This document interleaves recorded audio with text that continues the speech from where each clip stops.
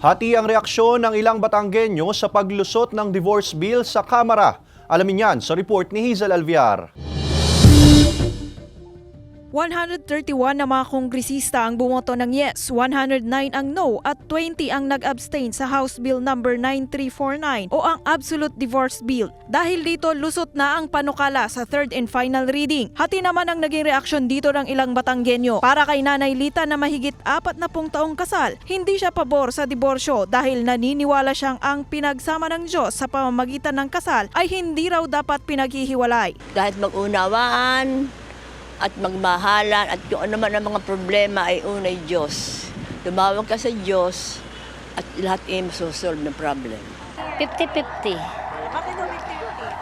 Kasi ang divorce, okay lang mag-divorce kung ang kapartner mo ay tama ng i-divorce. Pero kung ang partner mo ay nagkamali lang ng kaunti at ikaw ay gustong i-divorce, eh hindi ako sang-ayon. Kapag ganap ng batas, ang mag-asawa ay maaaring maghain ng petisyon para sa absolute divorce sa ilang mga kadahilanan gaya ng pananakit, pang-aabuso, anumang pagtatangka sa buhay ng petitioner, pamimilit sa petitioner na magpalit ng relihiyon o political affiliation, pagtangkang isangkot sa prostitusyon ng petitioner o kanyang anak, pagkalulong sa droga, alak o sugal, pagtataksil o pagkakaroon ng anak sa ibang tao bukod sa asawa habang kasal pa. Ang simbahang Katolika nanindigan at hindi pabor na may sa batas ang diborsyo. Una, ang pagmamahal sa pamilya, ang cultural identity ng mga Pilipino.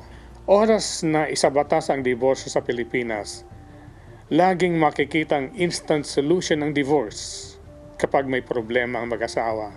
Kung diborsyo kaagad ang iniisip na solusyon sa bawat kasal, ng isa sa partner ay may psychological incapacity, walang matitirang tunay na masayang silver o golden wedding anniversary. Kasama si Buhay Adante Jr., Hazel Alviar, Balitang Southern Tagalog.